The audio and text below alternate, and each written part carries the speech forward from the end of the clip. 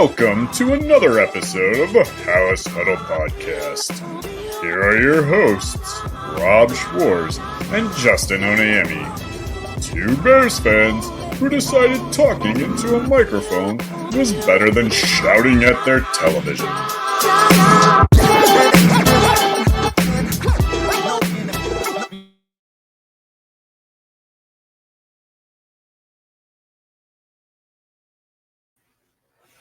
Welcome in, Halas Huddlers. Huddle up! False start. I wasn't ready. My fault. First and 15. We're good. We can try to redo it after the ad break. See how that goes. All right. Second half huddle up. Yeah. As always, I'm Rob Schwartz with Bear Goggles On. With me, as always, my good buddy and co-host Justin Onayemi. In fairness, I think we're a little rusty. I mean, it has been a while. It has. Some of our dedicated Halas Huddle listeners, I know, are waiting for something, but we have another host today. So the reason that we are behind is because I went and got myself 6 of these. Ooh. Very impressive. Yeah, I ran 48.6 miles in 4 days and couldn't walk for the 5th day. So Did you bring back my 0.0 bumper sticker that I want to put up in my window? that would be pretty awesome. We have one more host. We do. I don't think I could handle a full show after being off for 3 weeks. So we had to bring Bob Weiss along. Yeah. He's The often been here mentioned, multiple and times. he has Yeah. co-hosted previous episodes. yeah. Even when you're not Other here, we episodes. think you're here. Yeah, I get mentioned. I'm in the comment sections a lot, you know. Speaking Have of a the good time here. comment sections, big shout out to a lot of our new subscribers. We're at a little over 550 subscribers, and the comment section has been flowing. There's a lot of new people in there.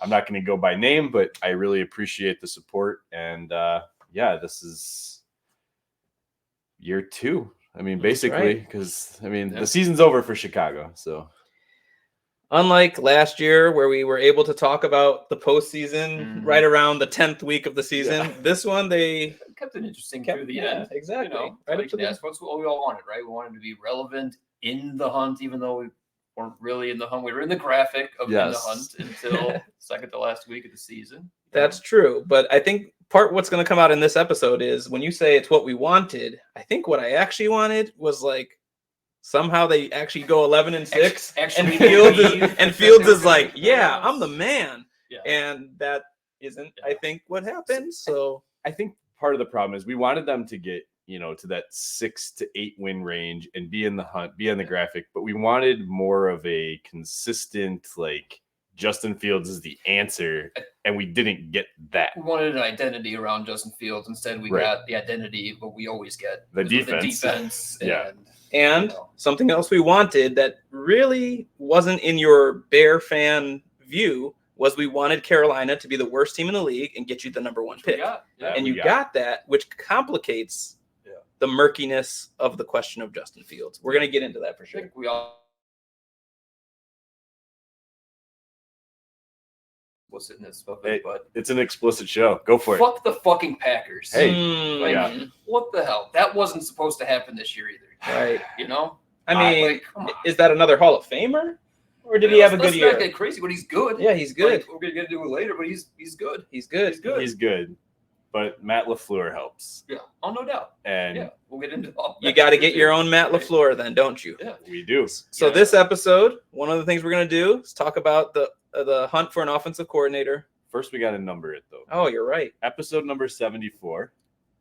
Another false start on me. Yeah, hey, we're rusty. By the way, we're having some technical issues, so we only have one mic working. We have tested it, and it should pick us all up, so we should be good to go.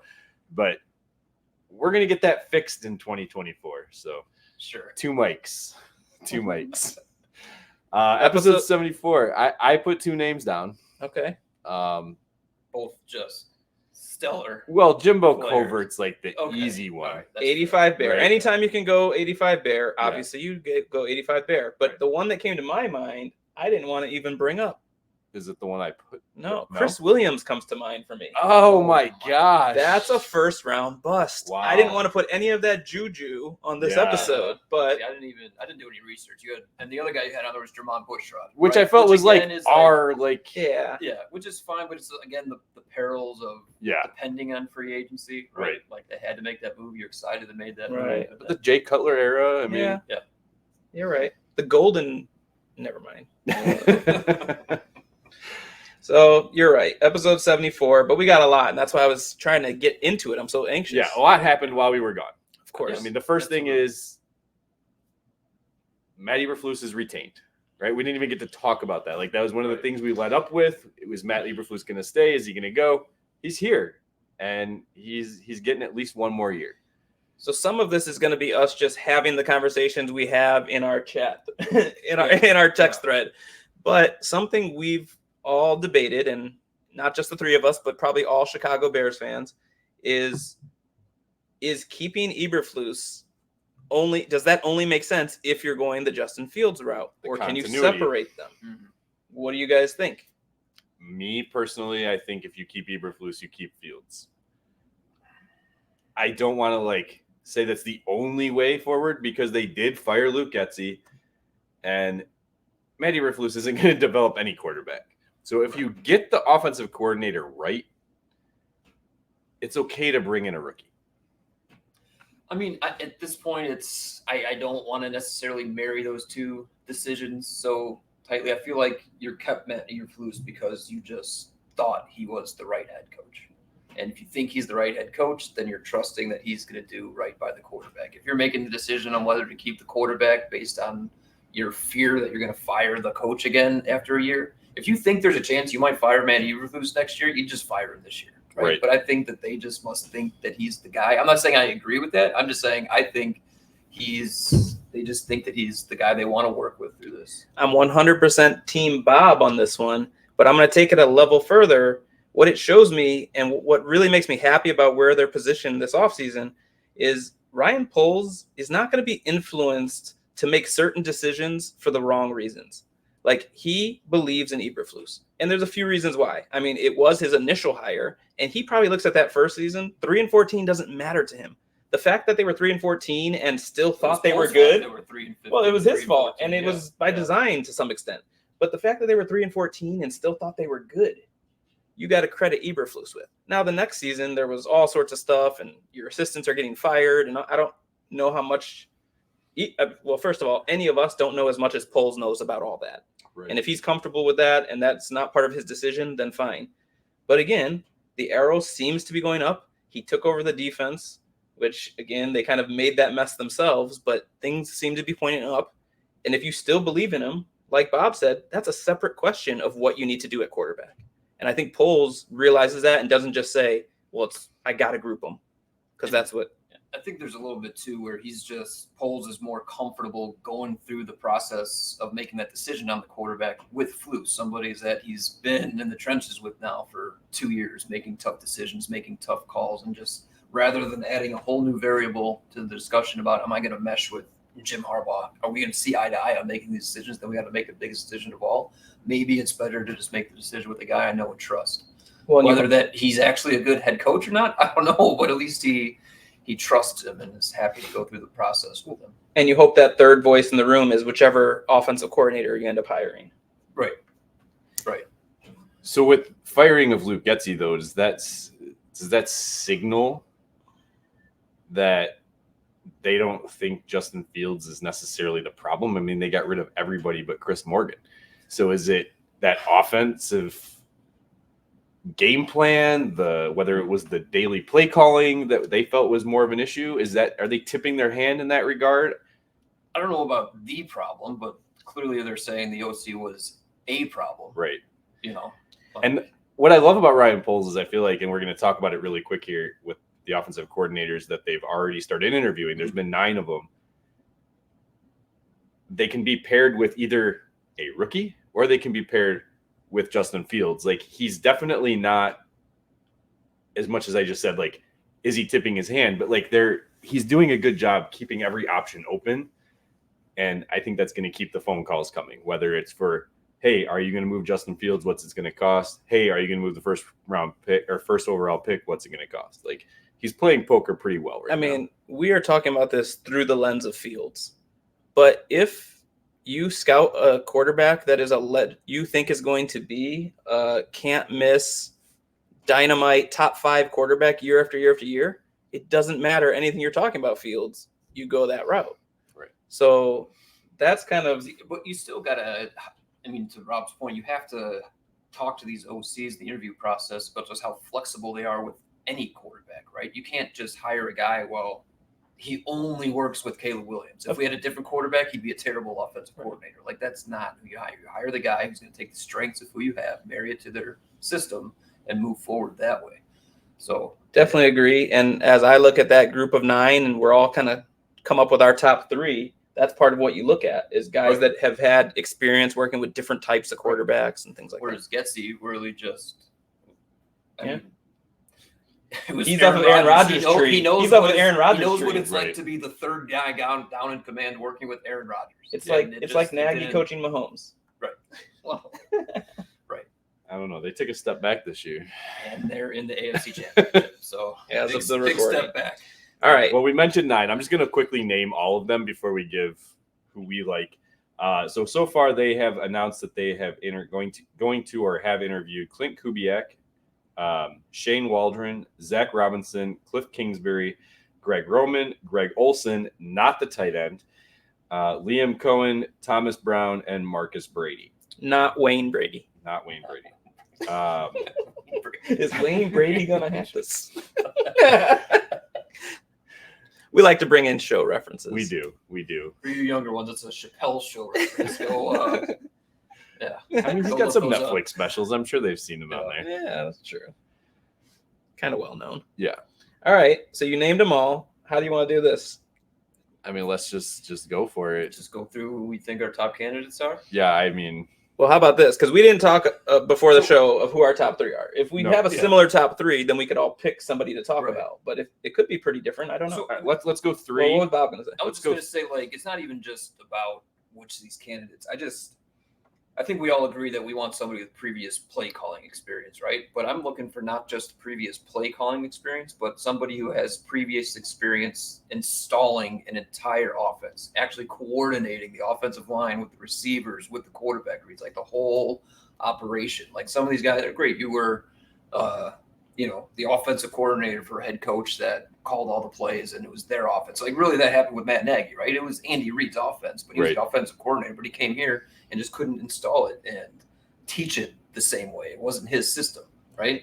But Getsy is kind of a similar thing, even to a lesser degree. It was LaFleur's system. He never dealt with building it all out and installing it himself. But basically, Nagy will kick your ass in Madden if he gets to pick Reed's offense and get to Exactly. pick the plays. That's a great point. And I hope that comes out in my top 3. But now that you mentioned it, I wonder if I might have misstepped on a couple of I don't these. know about misstep. I mean, that's what Yeah. the discussion's for. Does That's somebody right. want to break the ice and be the first to name their 3? Or Let's give our 3rd. okay, And then we'll give Okay. our 2nd. And then we'll give our 1st. Okay. And we'll Okay. see if they align. Got it. So I'll go first. My first one actually doesn't have play calling experience. But your third. And again, it's your third. I'm one. sorry, Your- my your third. favorite. Yes, Okay. my third. My third is Zach Robinson. Okay, he Okay. is currently the Rams passing game offensive coordinator and quarterbacks coach. Obviously, coming from that Sean McVay tree. I prefer the Kyle Shanahan tree, even though they kind of overlap a little bit throughout the years. Same. But I feel like he just needs that opportunity.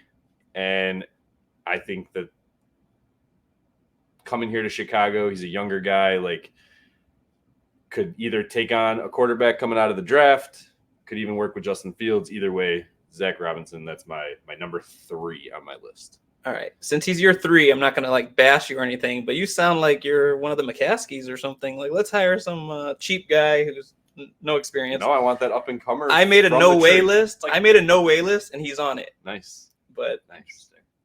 all right. But my number 3 is Clint Kubiak. I think he's going to be on one of your 1 or 2. But So you want to go on? No, I thought- Okay. So I Kubiak- thought Okay. who's my number 3 as Okay, well. So maybe interesting. you want me to go to my number 2 then, because I don't think he's on either of your lists. Well, here's what I'll say is like basically what you said leading into Yeah. this is my reason for putting Zach Robinson on the no way. The no play calling experience, all of his experience is like there's this machine, the McVay machine, and he's like the passing coordinator or the quarterback coach or assistant right, or like something like that. LaFleur in Green Bay, right? He was with McVay, and then he went to Tennessee for that 1 year, installed that offense, proved that he could do it there, and then he got like the head coaching job, right? Totally Like, those agree. are the kind of things that But you just could wanna also see. have the Mike McDaniel situation like they have down in Correct. Miami. Running game coordinator, left Yep. Okay. There's San Francisco, Yeah, and boom, absolutely. he's my favorite coach in the NFL right now. So. Okay, you're right. Right. Absolutely. All right. So I did have Kubiak as my number 3. The only thing that, like Kubiak, he was a play caller for sure in Minnesota, but I do believe that he kind of just took over the offense that his dad had already installed. I believe that's kind of the way the secession worked up there. Okay. So it's like, is he going to be able to come here and do it? But if you want a lineage of Mhm. literally growing up in the offense, like he's kind of the guy to do that. The guy, I don't think he's on your list, but we're going to see this, is Cliff Kingsbury. Okay. Like let's just start with the offenses that he had with the Cardinals were not bad offenses, right? They were productive. They scored points. And yet he failed as a head coach. But I think as we see with Eberflus, even if you're a bad head coach, that doesn't mean you're a bad coordinator. Like if Eberflus did get fired, like don't you think the Eagles fans would be jacked up if they hired him as a defensive coordinator? Easily. Right? Right. And so just because you're a bad head coach or you misstep, and let's be honest, like Cardinals organization's a dumpster fire too. So who knows what was going on back then either when he was there. So bringing up Kingsbury, was he your 2? He was my 2. He's my 2 as well. Oh, okay. Oh, all right. And I like that you look at the quarterbacks he's worked with. See, you're no way, Rob. He's on your no way list. He is on my no way Okay, list. interesting. I'll tell you why. So, well, That's fair. I mean, working with a guy like Kyler Murray, I feel like if you look at keeping Fields, if you look at drafting Caleb Williams, in either sense, it's a similar type of quarterback. I mean, some attributes could be carried over. And I actually like that having head coach experience, but then bringing that to a coordinator position, particularly on the Bears, where I really do feel like whoever you're taking as offensive coordinator needs to be the head coach of the offense. Correct. Yeah, so he's on my no hire list as the offensive coordinator. That said, I would love, and I think he would easily leave USC to come back to the NFL, for him to come in as a quarterback's coach.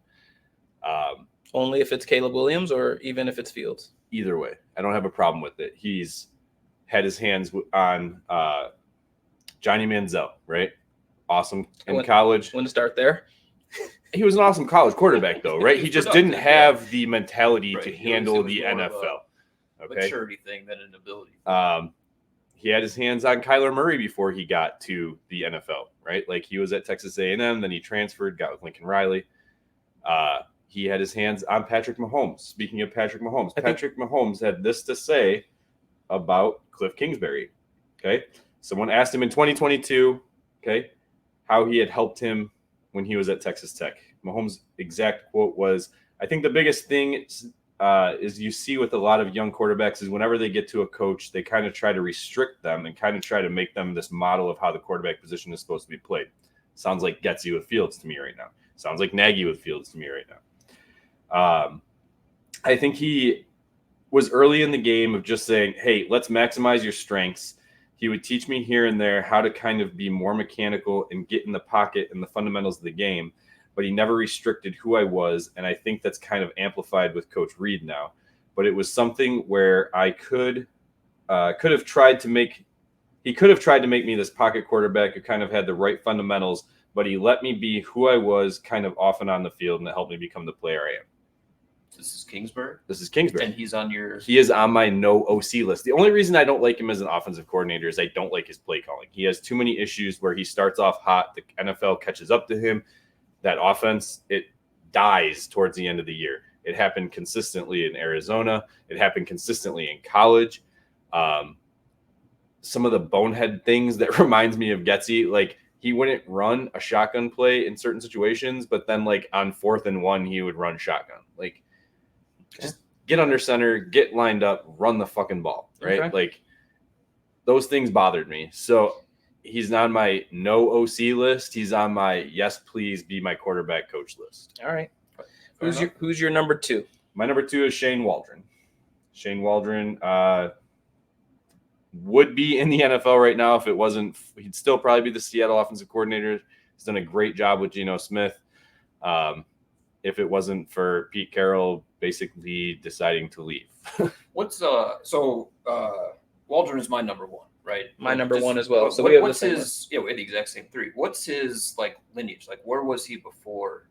He has worked with Belichick. He has worked with Carroll and McVay. And with McVay. So he was with the Rams before he went to Seattle, probably. Correct. Yes. And Patriots before that. Yep. Yeah.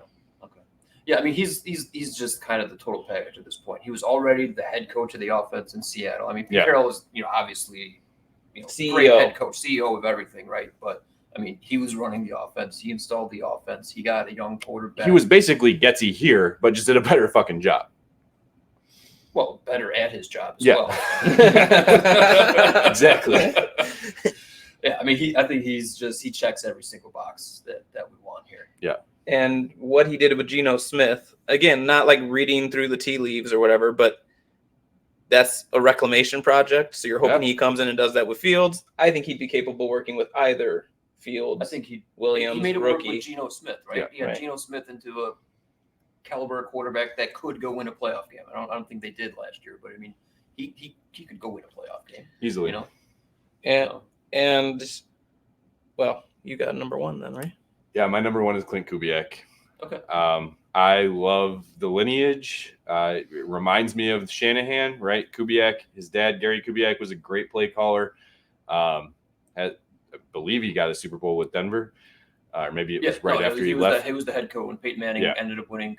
When he couldn't throw the ball more than 20 yards. We're going to get into that a little bit later too, by the way. But, okay, so he's got the lineage. He's grown up around this. He came up through the rankings. He's still very young. He was the quarterback's coach in 2019 and 2020 in Minnesota. He became the offensive coordinator in 2021. And now he's even gotten a piece of the Shanahan tree because he's been in San Francisco. And I almost wonder if the fact that they are still in the playoffs is why we haven't gotten a notification that they have hired an offensive coordinator. That's what I was speculating as well. Yeah, but he's everything, like, I just see, like, he could be the next Shanahan. He could be the next McVay.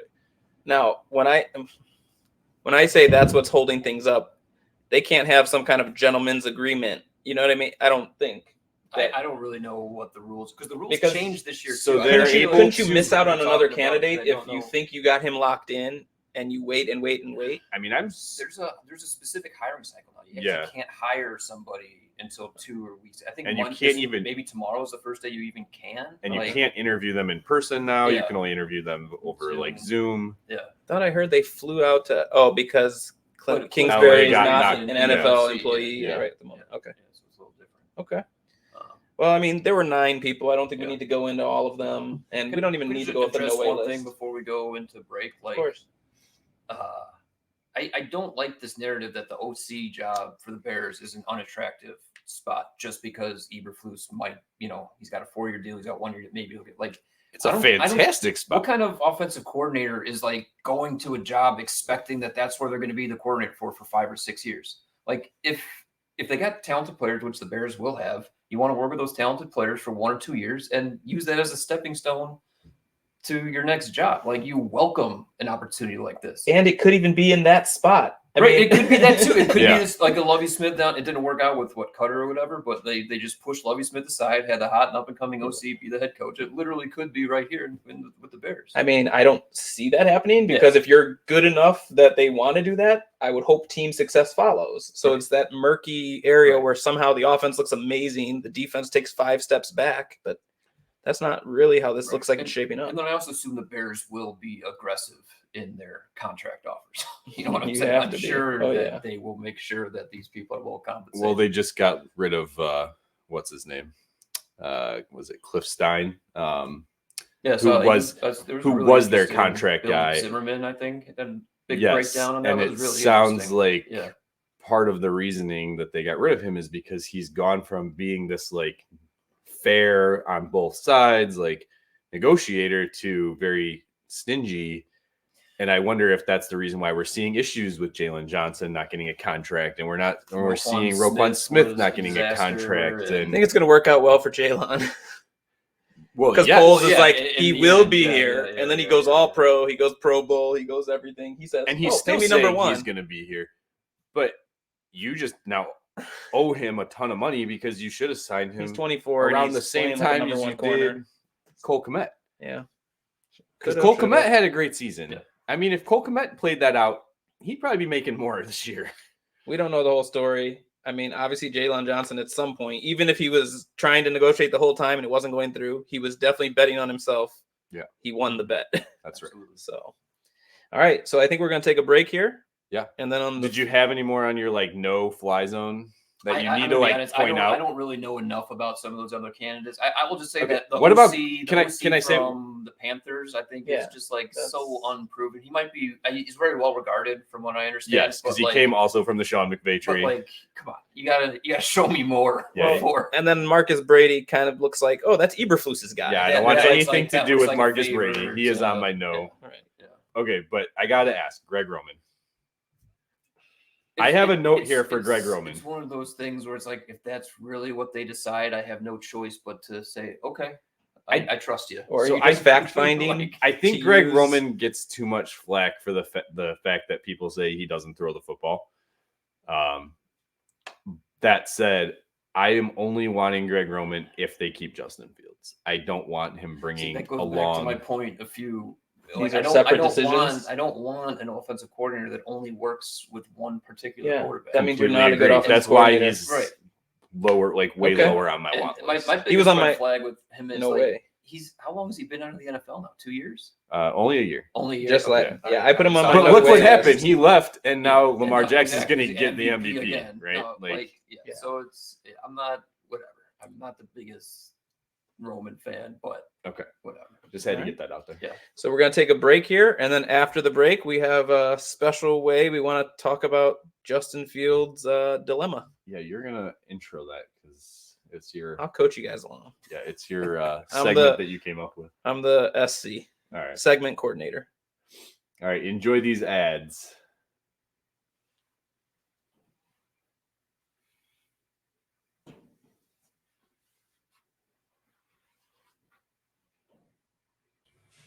And we are back. Halas Huddle, episode 74. I'm Justin Oniemi, Rob Schwarz, and Bob Weiss today for this special episode where we've been off a while. A lot of news to talk about. We went over who we think would make a good OC hire coming up. And now we want to have a special kind of Justin Fields talk. Before we do that, though, Go ahead. Oh, we got to redo the beginning. on 3. All right. Let me bring us back. This is the Halas Huddle. Huddle up! Oh, It was yeah. better. Woo! It was better. All got right, it. here we go. All right. I know a little Justin Fields like double hit. But, you know, that's And all it was a bad snap from It's all right. Lucas Patrick, but it all works. So I kind of guess was the brainchild behind this segment, so I'll explain it. If Please it do. sucks, Please do. you guys okayed it as well. That's But- right. I think it's a great idea. I do So too. this I'm is on of board. course based on Charles Dickens' The Christmas Carol, which I have not read. I'm going off of Mickey's Christmas Carol. That's It's the general. You get the idea of what it's Yes. supposed to be. This is based off of Mickey's Christmas Carol. Have you We ever all seen know the the movie story. Spirited, because that's kind Oh. of based off Is of that the that. Bill Murray? Bill one? Murray. No, it's Oh, I thought it was Bill Murray. That was too. no, it's Oh, wow. Will Ferrell and Ryan Reynolds. Oh, it might be a remake It or must- something. Maybe Scrooged, I think, is what we were. There you Scrooge go. is the one with Yeah. Bill Murray. So, you know, the holiday classic, but basically, Ebenezer Scrooge gets visited in the night by 3 spirits, the ghost of Christmas past, present, and future, and becomes a better man because of their wisdom. So that's us tonight. But this is not Ebenezer Scrooge who's being visited. This is Ryan Poles, and he's being visited by 3 ghosts. The ghost that says Justin Fields should be your past, the ghost that says Justin Fields is your present, and the ghost that Justin Fields is your future. All right. So one of us is the ghost of Christmas, or the ghost of Justin Fields is the past. And I'm actually sad to admit it's me. I'm sad to admit it. I just want to start by saying I'm a huge Justin Fields fan. I think he's a great person or like teammate. I think that's part of also what makes this a trickier decision maybe than it might seem. But I think that this is a very unique situation the Bears are in and that Ryan Poles is in. Mm-hmm. So Ryan, no, I'm not going to talk in a spirit voice the whole time, but I think we have to look at where Fields is. He just wrapped up year 3 in the NFL. Okay. Now, year 1 was pre-Poles, and he ended up being with a lame duck coach. He played too soon. He was supposed to be watching from the sideline a bit longer. Jordan Love. No, I don't know if it was going to be that long. And he wasn't watching Aaron Rodgers either. Andy Dalton. Yes, he wasn't watching Aaron. Yes, he was watching Andy Dalton. So I don't think it was that plan necessarily. But he got in there too soon. And it was a pretty bad year where he showed some flashes of being special. That Steelers game still stands out as one of the better games of his career. He showed some flashes where he looked very special. But all in all, wasn't a stellar rookie season. Right. Year 2, Poles now enters, brand new regime, and performs what I referred to earlier as a tank. I mean, let's just say that's what it was. Whatever it was. It was a tank. It was a tank. So not an ideal circumstance for anybody on that team, I would say, especially a quarterback you're trying to evaluate. And again, there were these flashes, but could you say that's a top 10 quarterback in the future? Not from year 2's performance. You had the number 1 pick. You could have picked anybody you wanted to come in and be your quarterback of the future. Poles didn't like anyone to that degree. Traded it for a haul that I feel is really looking good right now. Absolutely. Because it includes DJ Moore, Darnell Wright, Tyreek Stevenson, the rights to the number 1 pick this year, a second next year, all for that. It's a haul that you'd still rather have, even knowing what CJ Stroud ended up being, right? Mm-hmm. Is it because of that number 1 pick or even without that? Yeah, knowing that it's number 1 and knowing what CJ Stroud is, I'd still rather have the haul. Absolutely. And then comes year 3. So you give Fields more weapons. You give him a DJ Moore. You give him security of a Darnell Wright, who I'm going to say played well as a rookie on the right tackle this year. Very well. And was dependable and durable throughout. And we hoped that when you had to answer the question of, is Fields a future, not even top 10, you want like a top 5 type of guy. But let's say top 10. I still can't say that's what he is. 40 career games he's played in the NFL. He's not a rookie. He's not year 3 Jordan Love, but really getting his first opportunity this year. Were those 40 career games ideal conditions? Absolutely not. But the numbers, as a passer and as a rusher, we can't forget what he brings to the table with that. The numbers they're okay. The record's not good, but there was a tank year in there. There was a year before Poles. 2 quarterbacks. One is in 40 games and one is in 41. So career games. 60.3 completion, 63.4. I'm not going to do, it's a lot of numbers. The guy who has the 63 has a little bit more total yards. Put them all together, 9,400 against 8,900. Touchdowns, 54 and 55. Interceptions, 30 and 29. And the games are basically the same. One is Justin Fields in 3 years. The other is Mitch Trubisky in 3 years. I'm going to rest my case right there. No, I mean, Fields, we don't know what year 4 is going to bring or what year 5 is going to bring. And like I said, I like him. I hope he goes on to great things. You have the number 1 pick, Ryan. That's a rare opportunity, Ryan. Justin Fields should be in your past, Ryan. Ooh, I got a little chills there at the end. Oh, okay. But I want to hear from you guys before you become a different spirit. I mean, I get it. I totally get it. I mean, at the end of the day, it's kind of what they should have done with Flus, but at the quarterback position, if you can clearly upgrade and it's easy to do so, just clearly upgrade. I mean, Well, hold So on. this, Hold to on. me, what I found interesting is this is less to do with. I don't think you mentioned Caleb Williams once. This is less Right. to do with right. This Caleb is just- Williams I meant- as it is. Fields is maxed out. We essentially. saw what Fields is. Do you really think that sticking with him is going to change anything going forward? Or do you take the chance on the next potential guy? See, and I think actually something Bob said, I don't think is quite the way to approach it is you're not just looking to see if you can upgrade. I mean, I guess if you feel like whoever you're going to draft at 1 is a slight upgrade and you're resetting the clock on when you have to pay this person, yeah, you could take them. But this should be about you have the number 1 pick.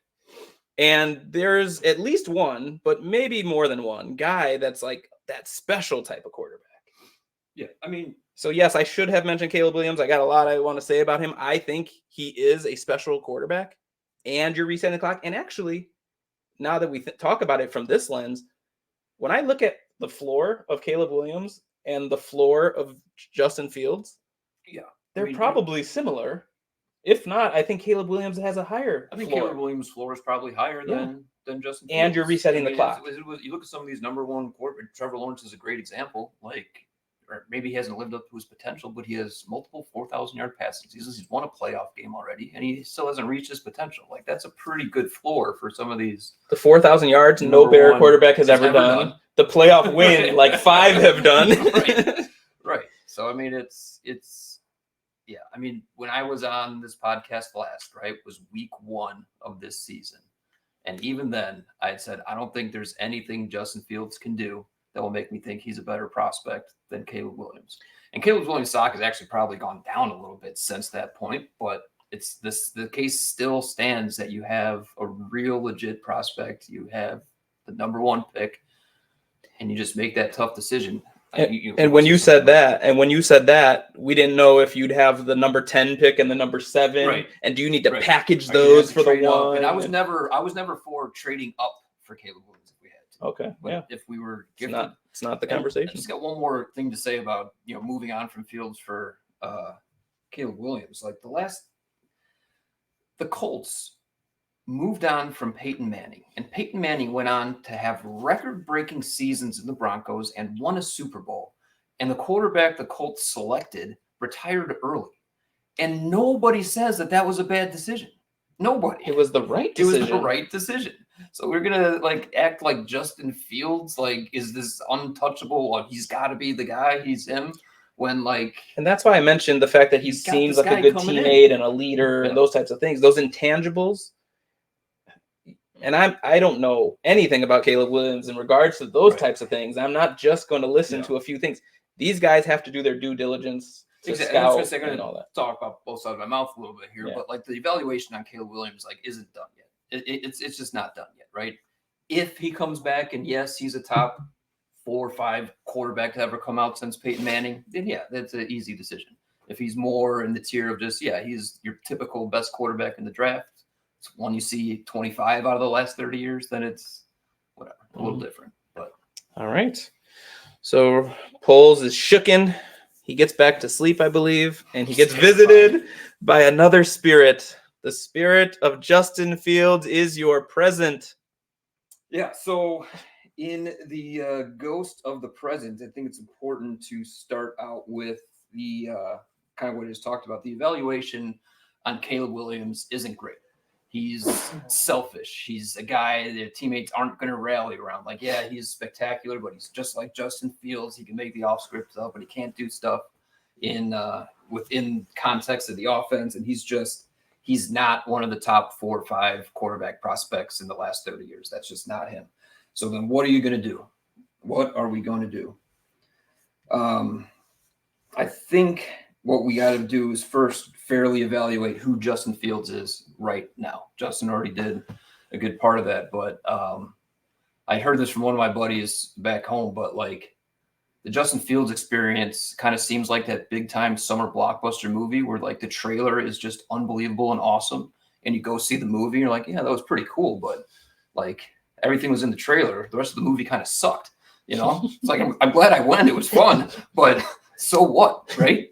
So Yeah. I mean, that's kind of where Justin Fields is right now. But that summer blockbuster made a lot of money, right? That summer blockbuster had a lot of people who enjoyed watching it, That right? was the Barbie movie.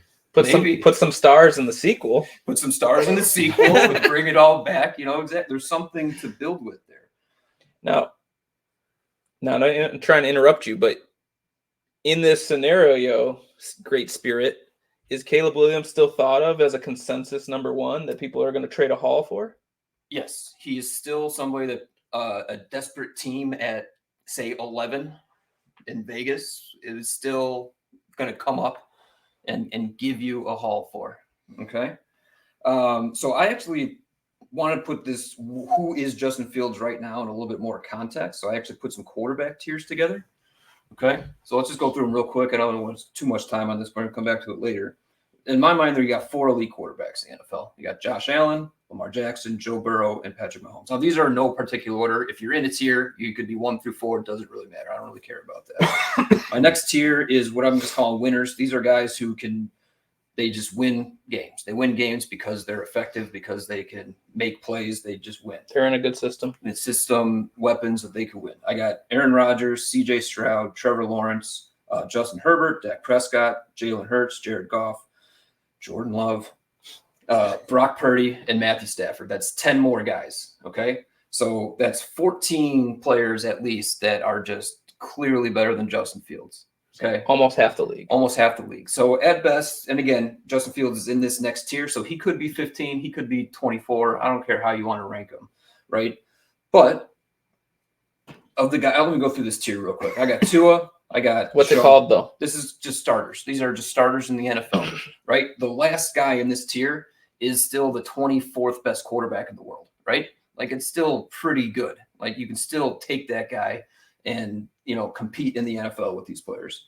So I got Tua, Deshaun Watson, Russell Wilson, Daniel Jones, Kirk Cousins, Justin Fields, Baker Mayfield, Derek Carr, Geno Smith, and Kyler Murray. Those are kind of where he's at. Now you look at that list of those 10 guys, who are the ones that like could make it to that next list with not really much fundamental difference in their underlying skills, but just better support system, more weapons, right? Better offensive coordinator, better system, right? Can I ask about a particular name on that list? Sure. Kyler Murray. Yeah. You have in the same tier as Justin Fields. He already got the contract. Mhm. If the Cardinals, we were already playing around with this. If the Cardinals pick would have been before the Panthers pick, would they go after MHJ instead of a quarterback? But if they had number 1, would they be moving on? Like figuring out what that would mean? That's a great question. I don't know. I mean, this is the tier he's in, though. the tier, right? And then this is I'm the ghost of the present, right? So if I'm the ghost of the present for the Cardinals, it's the same thing. You advise them to trade down because what you have is okay. It's good enough. Okay. But you're talking about the contract, which is a good segue because I do not believe that. I guess I'm telling this to Ryan Poles as the ghost, right? Just because you don't take Caleb Williams now and you go with Justin Fields in 2024, that is not the same thing as committing to Justin Fields for the next 8 years. You're not giving him an extension right now, right away. You still have time to figure out who your long-term quarterback is. And in that in between time, you have a quarterback who's already just middle tier. He's just right there. He has potential to grow. If you build around him the right way, he can get to that next tier. And you still have this 4th year of his contract. You are picking up his 5th year option. You just are right now, right? You're passing on this guy. You have to be at least 2 years ahead with your quarterback, right? And let's just say you don't find a guy in the next 2 years to surpass him, then you can still franchise tag him right now. Now that 5th year option right now is a $25 million contract. Look at all these quarterbacks in that tier. Some of them already make that money. Some of them make more. Like Baker Mayfield, you can tell me he's not going to make $25 million next year. Like $25 million for a starting quarterback in the NFL is just going fine. rate. And then even the next year, right now, I don't know what it'll be in 2026, but right now the first year franchise tag for quarterback is $35 million. It's the same discussion. Like $35 million isn't an outlandish amount for a starting quarterback. And maybe it's more than you want to pay, but it's a small premium for the playing the game of trading those picks. So let's just say we trade this pick, and Rob, you might be more tuned into what's reasonable or not, but for trading away the number one pick, we get a 2024 first round pick, a 2025 first round pick, a 2026 first round pick, and then 2024 and 2025 second round picks. I think that's kind of starting package. Earlier you said Raiders, so I assume we had Max Crosby, but and Sweat, and then let's play. It goes to the president. If you're trying to if you're worried about that $35 million franchise tag in 2026, in 2026 you make that trade, you will have 14 first and second round picks on your roster who are still on their rookie deal. At least one could be a developmental quarterback. Exactly. So, I mean, it's Darnell Wright, Jerron Dexter, and Stevenson right now. Plus, you have 11 first and second round picks in the next 3 years if you make that trade. Like, you're getting value on that end to, and one of those could be a quarterback. Like, let's go back to the quarterback tiers, right? None of these teams that have a quarterback on a tier higher than Justin Fields traded up and mortgaged their system, mortgaged their future to get it. The stars? Yeah, none of them. All 14 quarterbacks. There's really kind of 3 ways that I've said you can acquire a quarterback. Oh, but you're saying Stafford would be a trade? Yeah. Okay. Like, one is to find one when you really don't need one. 6 of these 14 quarterbacks were the team found when they really didn't need one. They just found a guy they liked and they went and got him. 5 of them, one just fell into your lap when you needed one, and then they were able to properly support him. And the other one was just trading for a veteran. So who are those 6 that you went out and got when you didn't even really need one? Baltimore got Lamar Jackson when they already had Joe Flacco. Patrick Mahomes when they already had Alex Smith, right? Dak Prescott was a 4th-round pick. They had Tony Romo, was a 4th-round pick. Jalen Hurts, they had Carson Wentz, got him in the 2nd round. Jordan Love, right? They had Aaron Rodgers. They were looking for Brock Purdy was a 7th-round pick, right? Mr. Irrelevant. Mr. Irrelevant.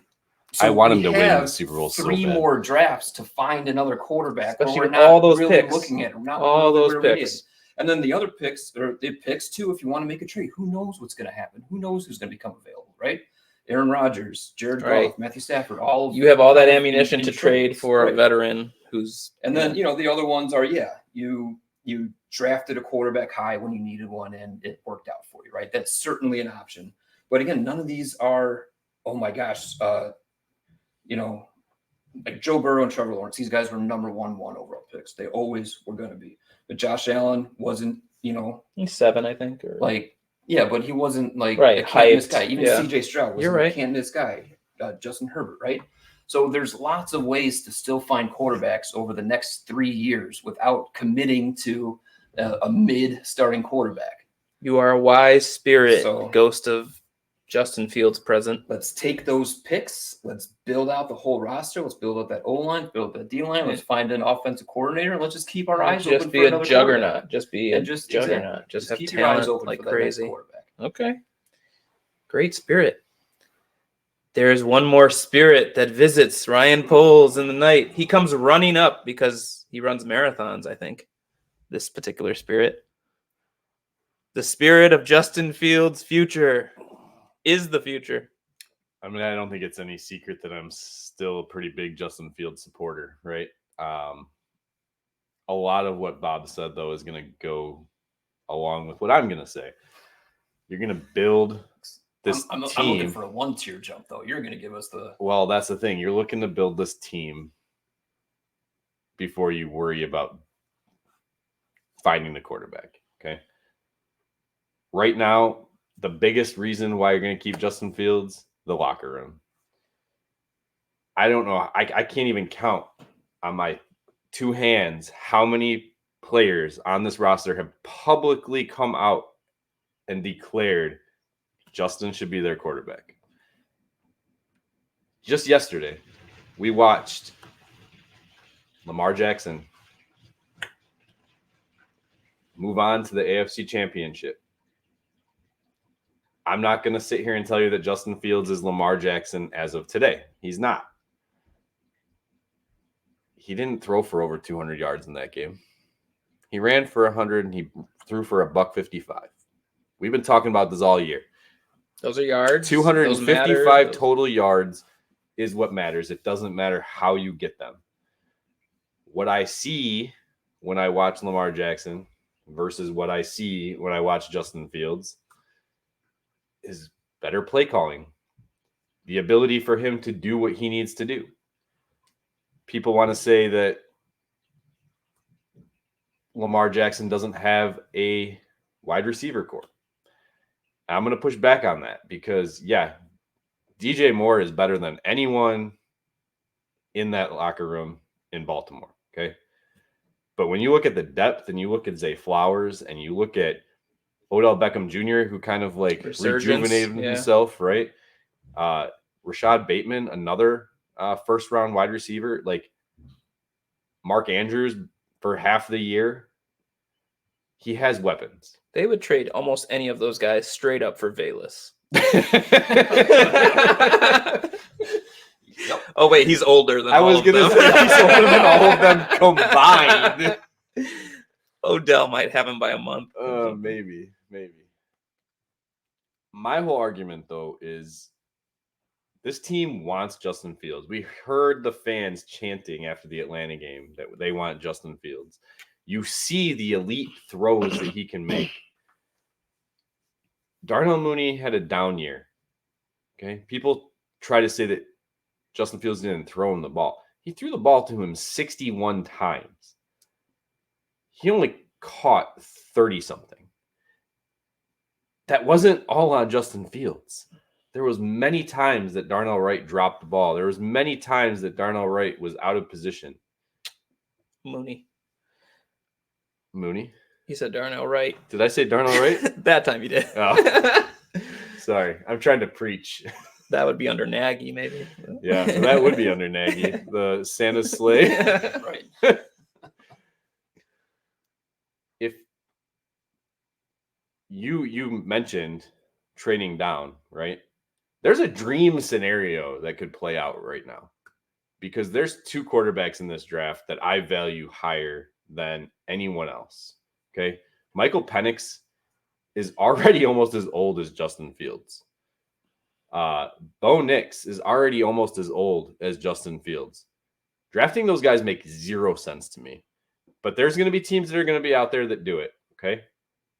You got Caleb Williams, and I don't have Drake May that far off from Caleb Williams. Caleb Williams is obviously the number one prospect, but Drake May is in a tier right there with him. You have Washington and you have New England at 2 and 3, possibly fighting for whoever they determine is the better option. Let's hope they don't go, and I'm a little worried about New England doing this. We'll just take who's next. Look at what happened with CJ Stroud. That's my only hope is that I thought you were going to say, we'll just take the white guy. No. Belichick left. Well, now Mayo. Robert Kraft is still there. First black coach. Yeah. But they could trade down twice.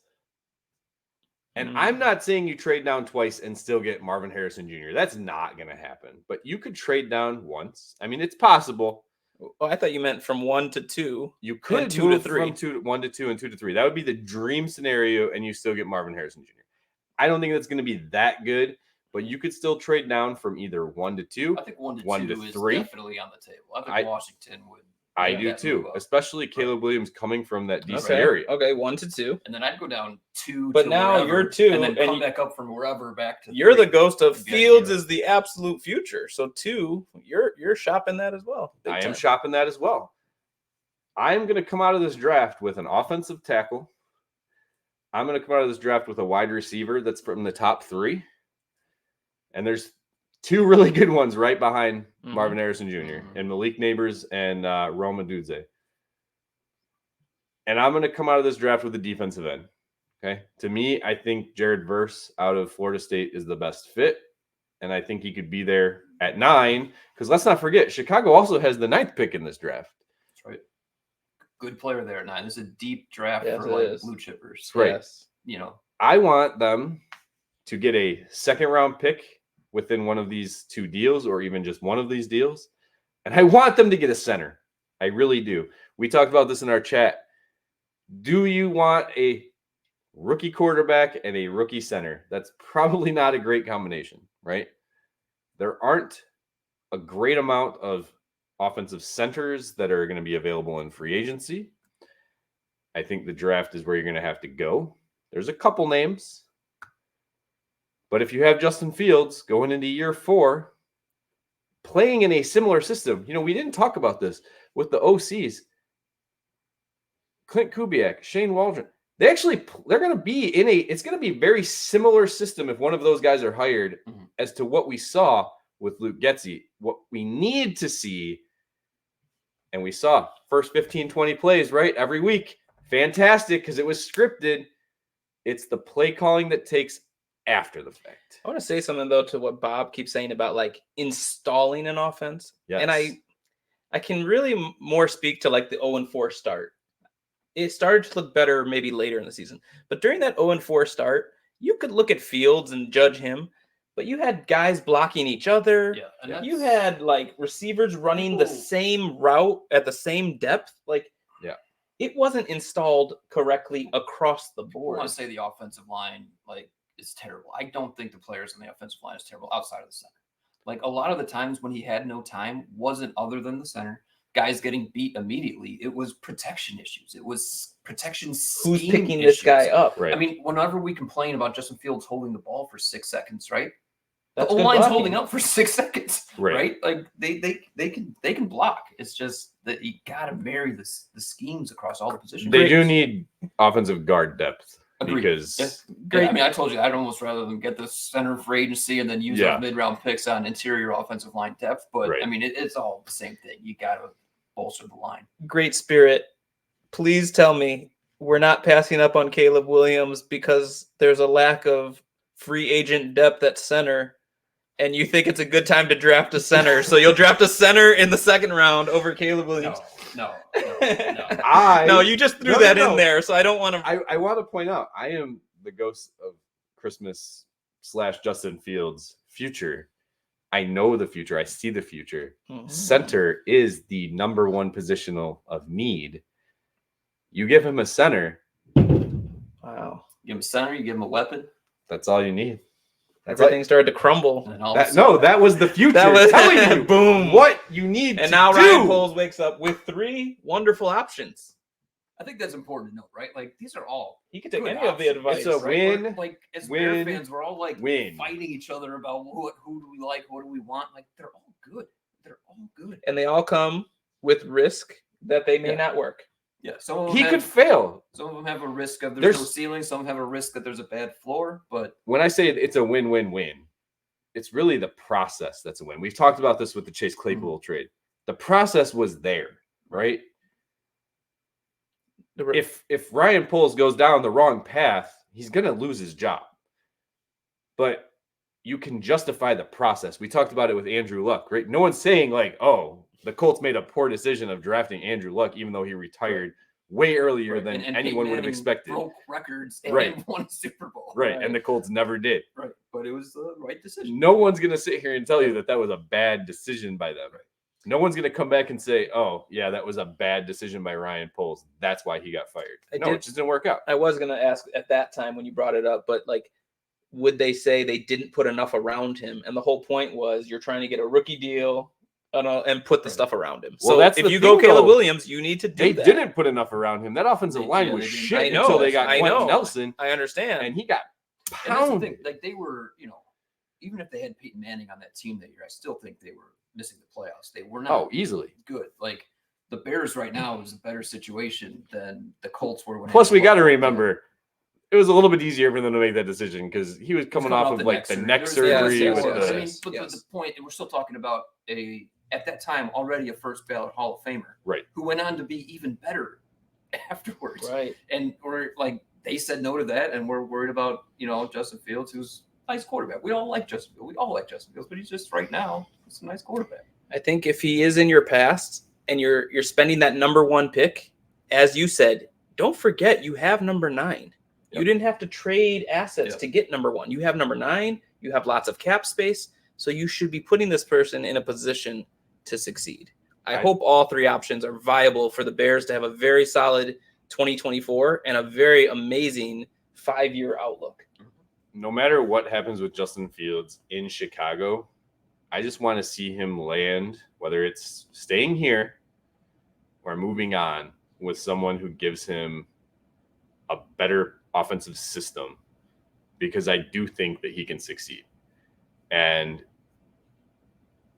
DeMarcus Walker, I mentioned the Lamar Jackson thing. DeMarcus Walker was on Twitter yesterday. Imagine if Justin Fields was developed like Lamar Jackson. And let's not forget, even before this year, where we can say this is Justin Fields' best year, right? Yeah, he was on the NFL top 100. Now those are players. It's not analysts and coaches, but those are players voting on that. But he was already a top 100 player in the NFL according to the players. He got one MVP vote. At some point, other players not wanting to go against him has to mean something. But are they voting on those flashes, and they just see it as he's got the potential of he's better than anyone else? He's got a top 100 trailer. Right? Yeah, exactly. Yeah, that's exactly right. That's exactly right. But no, I mean, the Eagles, they weren't blowing smoke up our butts when they came in. It was really cool. Hassan Reddick was every quarterback I ever sack goes down with that play, and Justin Fields almost scored a touchdown. Right. Yeah. So when Justin Fields was drafted, Eddie Jackson, I think it was was this still COVID conditions or something? But I don't know. It was weird because we got his live reaction basically. But he was like, "Oh, we got us a quarterback, blah blah," and that they had Trubisky at the time when they're making this decision. It was kind of a surprise. This wouldn't necessarily be a surprise. And all those people who say yes, Field. I mean, you're right. They've come out publicly saying we want Fields. You draft Caleb Williams, he shows up at rookie camp, and then they're going to get behind that guy. Winning cures everything. Absolutely. If Caleb Williams can play, it'll be fine. Yeah, it'll be totally fine. Yeah, totally fine. So great episode. It's nice that whatever. Worst case scenario, they got a quarterback everyone likes. Great episode, guys. I really liked it. They're gonna draft Drake May and just fuck everyone. Which spirit told him to do that? All right. The ghost of Christmas chaos. All right. Bear down. Bear down. Bear down. Mr. Producer. Hit the button.